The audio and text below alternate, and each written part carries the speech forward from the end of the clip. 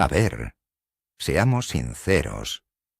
¿De verdad piensan que en pleno invierno, con el agua helada, un lucio de 10 kilos se va a asustar porque se les ha caído una tenaza en la barca?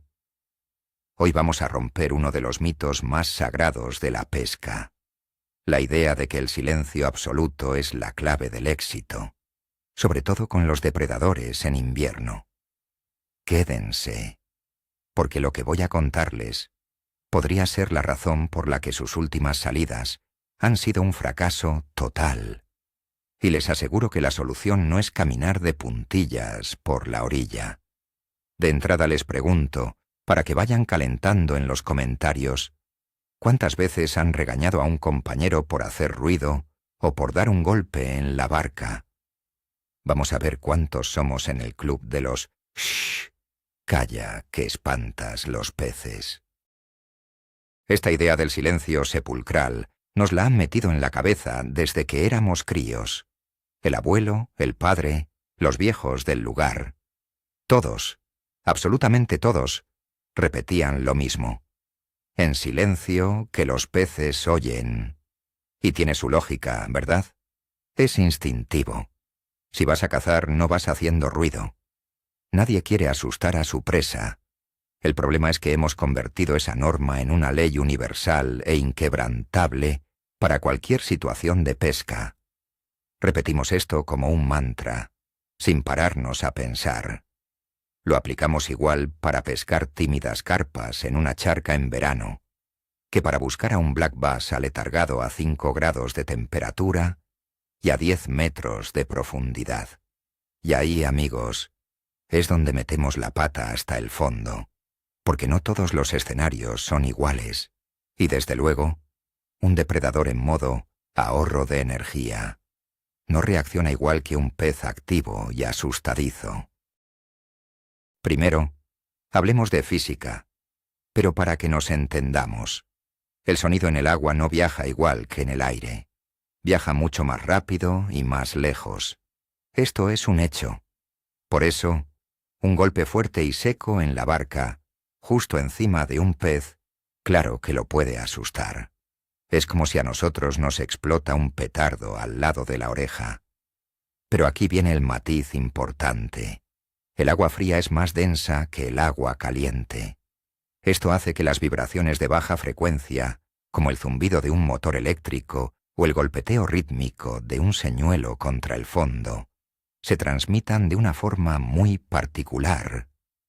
No es un ruido agudo y alarmante, sino una onda de presión.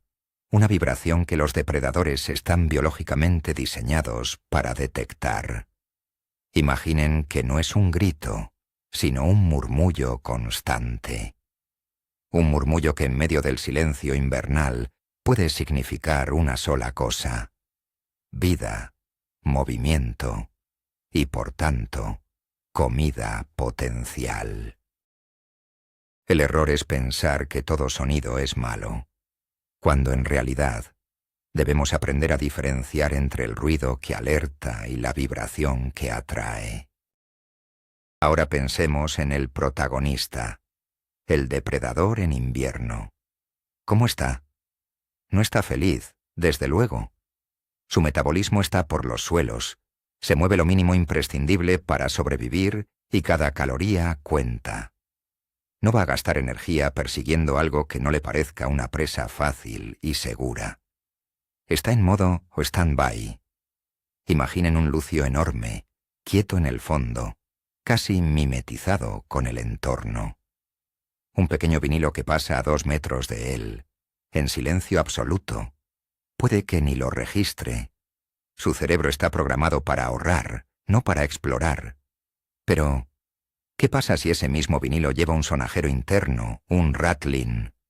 O si en lugar de un vinilo, usamos un jig que al arrastrarlo por el fondo, va levantando sedimento y golpeando piedras. Ya no es una sombra silenciosa. Es una señal. Una vibración que viaja por el agua y le llega directamente a su línea lateral, su sistema de sonar natural. Esa vibración le dice: «Oye, aquí pasa algo». y puede que solo por curiosidad o por un instinto primario decida moverse para investigar. Estamos sacándole de su letargo. Vamos a desmontar el mito de espantar al pez. ¿Qué ruidos realmente asustan a un depredador? Generalmente son los sonidos que vienen de arriba, que son súbitos y que no son naturales. Por ejemplo, dejar caer la caja de señuelos en el suelo de la barca de aluminio. ¡Bum! Ese estruendo seco y metálico es una señal de peligro evidente. También los pasos fuertes en la orilla, que transmiten una vibración muy directa y terrestre, o las sombras que se proyectan sobre el agua. Pero un ruido rítmico y constante, como el de un motor eléctrico a baja velocidad, a menudo tiene el efecto contrario. Los peces se acostumbran a él, e incluso lo asocian con actividad. Piensen en los grandes embalses donde hay mucha navegación. Los peces no están permanentemente asustados, se habitúan. A veces, el ruido de nuestra propia actividad, si es monótono, puede actuar como un imán de curiosidad en un entorno por lo demás mortalmente aburrido, para un pez aletargado. La famosa línea lateral. Todos hemos oído hablar de ella, pero a veces no le damos la importancia que tiene. No es un oído, es un sistema de sensores de presión que recorre los flancos del pez. Le permite detectar el más mínimo movimiento, la más sutil vibración en el agua. En invierno, con la visibilidad a menudo reducida y con los peces menos activos, este sentido se vuelve crucial. Un depredador puede sentir a su presa mucho antes de verla. Cuando usamos un señuelo silencioso, estamos confiando únicamente en el sentido de la vista del pez. Pero si usamos un señuelo que desplaza mucha agua, como una swimbait de pala grande, o uno que emite vibraciones, como un chatterbait o un crankbait con sonajero, estamos activando su línea lateral. Le estamos enviando una invitación directa. Es como ponerle un cartel de neón que dice «Comida fácil aquí». En el silencio del invierno, esta señal puede ser la diferencia entre una jornada en blanco y la captura del año. Pensemos en la naturaleza. ¿Qué es lo que come un depredador? Peces heridos, cangrejos torpes, presas que muestran signos de debilidad, y ninguna de estas presas se mueve en silencio absoluto. Un pez herido emite vibraciones erráticas. Un cangrejo que se mueve por el fondo hace ruido al rozar con sus pinzas las piedras y la grava. Esos son los sonidos de la comida. Nuestros señuelos con rattling imitan precisamente eso, el sonido de algo vivo y en apuros. Cuando agitamos un señuelo con bolas de tungsteno dentro, no estamos imitando a una banda de rock, estamos imitando el clic de un cangrejo o las vibraciones de un pez pasto en dificultades. El silencio absoluto en la naturaleza suele significar dos cosas. O no hay nada, o hay un depredador al acecho. Por lo tanto, un poco de ruido controlado por nuestra parte puede interpretarse como una oportunidad de alimentación, no como una amenaza. Es romper la calma con una promesa de comida. Hablemos de un caso práctico: la pesca desde pato o kayak. Muchos pescadores se esfuerzan por moverse con un sigilo extremo, sin salpicar, sin hacer ruido con los remos o las aletas, y está bien ser cuidadoso, pero a veces nos pasamos de frenada. El chapoteo rítmico y suave de las aletas de un pato, por ejemplo, puede atraer la curiosidad de un black bass. ¿Por qué? Porque imita el sonido de algo en la superficie, quizás un pájaro, un anfibio o un pez cazando. Es un signo de actividad en un lago que parece muerto. He visto personalmente cómo, tras un par de aletazos un poco más sonoros para corregir la posición, se ha producido una picada justo debajo del pato. El pez no se asustó. sino que vino a ver qué era ese alboroto. No estoy diciendo que haya que montar un escándalo, pero sí que debemos perder el miedo a nuestra propia presencia y entender que nuestros movimientos, si son medidos, forman parte del ecosistema sonoro del embalse. Otro ejemplo claro: el ruido del señuelo al caer al agua. Hay una corriente de pensamiento que dice que el plof debe ser lo más sutil posible. Y para ciertas especies y condiciones, como pescar truchas a mosca en un río cristalino, es totalmente cierto.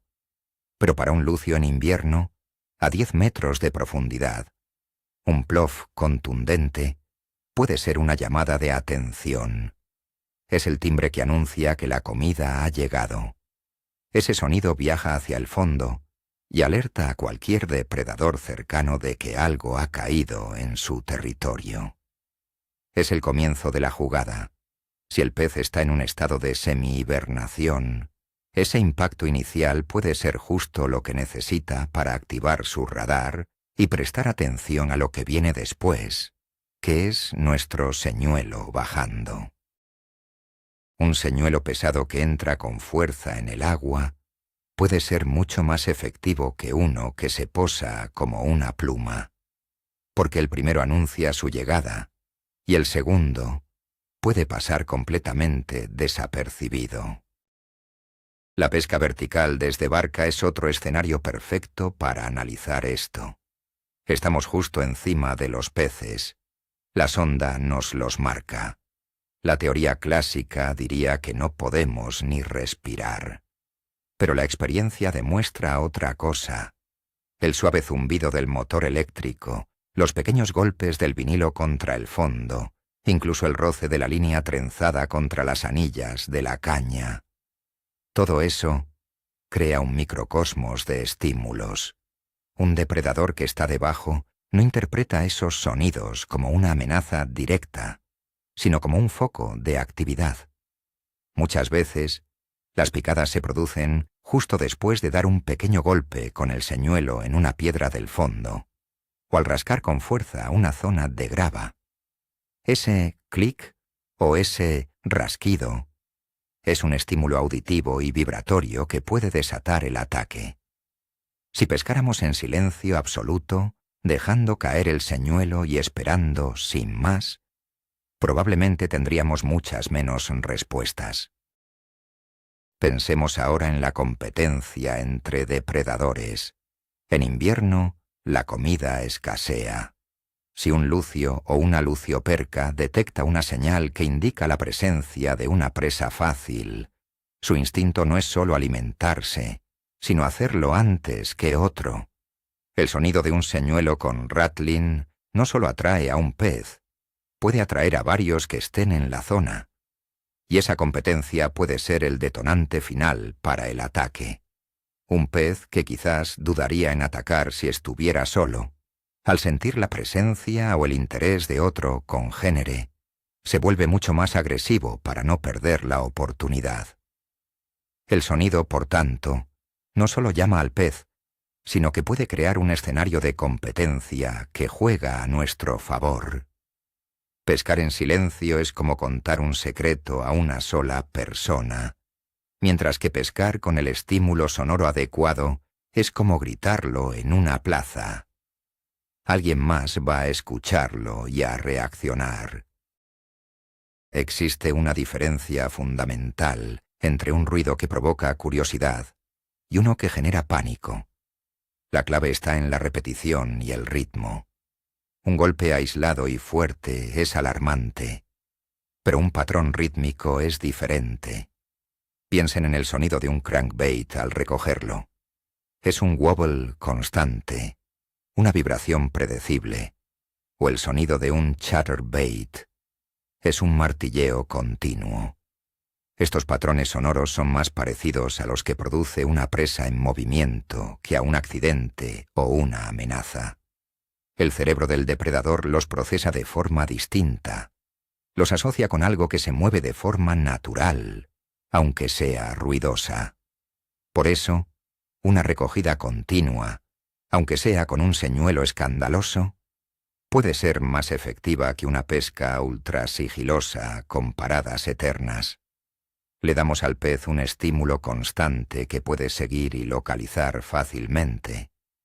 En la oscuridad y la quietud del fondo invernal, ser un punto de referencia sonoro es una gran ventaja. El factor psicológico del pescador también influye. Cuando estamos obsesionados con el silencio, pescamos con miedo, con tensión. Cada pequeño ruido que hacemos nos parece una catástrofe que ha arruinado el puesto. Esta tensión nos impide pescar de forma natural y relajada. Nos cohíbe a la hora de probar ciertas técnicas que, por definición, son más ruidosas. Por ejemplo, muchos evitan usar un spinnerbait en invierno porque hace mucho ruido. O no golpean el fondo con el jig por miedo a asustar. Liberarnos de la tiranía del silencio nos permite ampliar nuestro abanico de técnicas.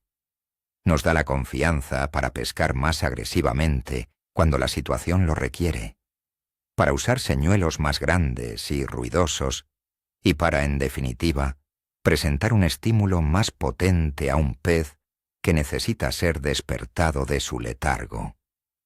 Pescar sin miedo a hacer ruido es pescar con más libertad y, a menudo, con más eficacia. Analicemos el caso del black bass en invierno, suspendido a media agua. Es una de las situaciones más frustrantes. Lo ves en la sonda, le pasas vinilos, jigs, de todo, y no hay manera. Está completamente inactivo. En estos casos, a veces la solución es un jerkbait suspending, con un buen sistema de rattling. Lo lanzas, lo bajas a su profundidad y le das un par de tirones secos y sonoros. Clac, clac. Y lo dejas quieto. El señuelo se queda suspendido, pero el eco de ese sonido y esa vibración permanecen. El bass, que ha ignorado todo lo demás, ha recibido un estímulo auditivo potente justo en su cara. Puede que no ataque por hambre, sino por pura irritación, por una reacción territorial a ese intruso ruidoso que ha invadido su espacio. Es una forma de forzar la picada, de provocar una reacción donde antes solo había apatía. El silencio, en este caso, es nuestro peor enemigo. Incluso la elección del material de nuestros señuelos importa. El tungsteno, por ejemplo, es más denso que el plomo. Esto significa que para el mismo peso, un plomo de tungsteno es más pequeño, pero también que hace un ruido mucho más agudo y nítido al golpear contra las piedras del fondo. Ese clic del tungsteno es muy diferente al toc más sordo del plomo. Muchos pescadores profesionales prefieren el tungsteno en aguas frías precisamente por esta característica sonora. Creen que ese sonido más definido es un mejor atrayente. Lo mismo ocurre con los rattles. Hay sonajeros de cristal que emiten un sonido más agudo y sonajeros de plástico con bolas de acero con un sonido más grave. Experimentar con diferentes sonidos, y no solo con diferentes colores o tamaños, es una parte fundamental de la pesca invernal. Tenemos que pensar no solo en cómo se ve nuestro señuelo, sino también en cómo suena bajo el agua. El viento y el oleaje son factores que a menudo despreciamos. Un día de invierno con viento y el agua rizada es un día ruidoso por naturaleza. Las olas golpean la orilla, el viento silba. En estas condiciones, ser ultrasilencioso es absurdo. El entorno ya tiene un ruido de fondo considerable. Aquí, un señuelo que emita una vibración potente o un sonido claro tiene más posibilidades de destacar por encima de ese ruido ambiental. Un vinilo pequeño y silencioso se perderá en el caos. Un spinnerbait con grandes palas o un crankbait de pala cuadrada que mueva mucha agua, en cambio, enviará una señal clara que el depredador podrá localizar. Debemos adaptar nuestra estrategia sonora a las condiciones del día. En un día de calma chicha y agua como un plato, quizás la sutileza sea la clave. Pero en un día movido, necesitamos gritar para que nos oigan. Ahora bien, no todo vale. ¿Cuándo es el silencio realmente nuestro aliado? Pues sobre todo en aguas muy someras, de menos de 2 metros, y especialmente si están muy claras. En estas condiciones, el pez se siente mucho más vulnerable y expuesto. Además, nuestra presencia es mucho más evidente. Aquí, un ruido fuerte sí que puede provocar la huida inmediata. Si estamos pescando lucios en una recula inundada en febrero, con medio metro de agua, entonces sí, el sigilo es primordial. Cada paso en la orilla, cada movimiento, debe ser medido. Pero esta situación es la excepción, no la norma, en la pesca invernal de depredadores, que suele realizarse a mayores profundidades, donde los peces se sienten más seguros y donde el sonido y la vibración juegan un papel muy diferente. El error es aplicar la regla de las aguas someras a la pesca en profundidad. Pensemos en los pescadores de lucioperca desde orilla en los grandes ríos en invierno. Suelen usar vinilos pesados que golpean el fondo con fuerza. ¿Por qué? Porque la lucioperca, con sus ojos adaptados a la oscuridad, confía enormemente en su línea lateral. El toc del jig al caer sobre la piedra es una señal inequívoca de que algo se mueve por su zona de caza. Muchos de los ataques se producen justo en ese instante, en la caída, o al primero o segundo golpe en el fondo. El pescador no intenta que el señuelo se pose con suavidad. Al contrario, busca ese contacto sonoro, esa llamada de atención. Es una técnica que se basa en la provocación a través del sonido y la vibración. Si intentaran pescar con una sutileza extrema, probablemente sus resultados caerían en picado. Están usando el ruido como su principal arma. Hablemos de la memoria de los peces. En embalses con mucha presión de pesca, los peces aprenden. Si todos los pescadores usan los mismos señuelos silenciosos y las mismas técnicas sigilosas, los peces más viejos y resabiados pueden llegar a asociar esas presentaciones sutiles con el peligro. Sin embargo, un estímulo diferente, algo más ruidoso y agresivo, puede ser interpretado como algo nuevo y menos peligroso. A veces, romper la monotonía es la clave. Si durante semanas un lucio ha visto pasar decenas de vinilos silenciosos sin que le llamen la atención, la aparición de un swimbait articulado que chapotea y hace ruido puede ser el estímulo novedoso que necesita para atacar. No debemos tener miedo de ser diferentes, de romper con lo que hacen todos los demás. En la pesca, la sorpresa es a menudo sinónimo de éxito, y el sonido es una forma excelente de sorprender. La propia embarcación puede ser una herramienta. Hay una técnica, a veces llamada golpear el casco, que usan algunos pescadores de siluro o lucio. Consiste en dar golpes rítmicos en el casco de la barca con un palo o una porra de goma. Suena a locura, ¿verdad? La idea es que esas vibraciones de baja frecuencia se transmiten por el agua y despiertan la curiosidad o la agresividad de los grandes depredadores que están en el fondo, haciendo que se muevan y se pongan en disposición de atacar. No es una técnica para usar todo el tiempo, pero en momentos de inactividad total puede ser un recurso extremo para provocar una reacción. Esto demuestra hasta qué punto el concepto de el ruido siempre es malo es erróneo. Hay pescadores que, de forma deliberada y controlada, usan el ruido como parte activa de su estrategia de pesca. La vibración de la propia línea de pesca.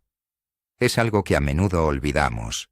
Una línea trenzada, por ejemplo, al ser más rugosa, emite una vibración y un sonido muy característico al pasar por el agua, especialmente a alta velocidad. Es como una sierra muy fina. El fluorocarbono, al ser más rígido, también transmite las vibraciones del señuelo de una forma muy directa. Un monofilamento, más elástico, las amortigua. La elección de la línea, por tanto, también afecta al perfil sonoro de nuestra presentación. Un pescador que busca la máxima vibración usará trenzado directo o con un bajo de fluoro corto. Alguien que busque más sutileza optará por el monofilamento. Hasta este nivel de detalle podemos llegar si empezamos a pensar en la pesca no solo en términos visuales, sino también en términos de sonido y vibración. Es una dimensión completamente nueva que se abre ante nosotros. En definitiva, la conclusión no es que debamos salir a pescar con una pandereta. La conclusión es que debemos abandonar el dogma del silencio absoluto y empezar a pensar de forma crítica. Debemos analizar la situación, la profundidad, la temperatura del agua, la claridad, la especie que buscamos y su estado de actividad. Y en base a eso, decidir si nuestra estrategia debe ser el sigilo o la provocación sonora. En la mayoría de las situaciones de pesca de depredadores en invierno, un estímulo vibratorio o sonoro es un aliado, no un enemigo. Es la forma de decirle a un pez aletargado: estoy aquí, y soy una comida fácil. Dejar de tenerle miedo al ruido y empezar a usarlo a nuestro favor es, probablemente, uno de los saltos de calidad más grandes que podemos dar como pescadores en la estación más difícil del año. Se trata de entender el lenguaje del agua y de sus habitantes. Así que, en resumen, hemos pasado años obsesionados con no hacer ruido, cuando la realidad es que en el frío invierno, un depredador medio dormido necesita una buena razón para moverse. Y esa razón, muchas veces, es una vibración, un sonido, una señal de que algo vivo y comestible anda cerca.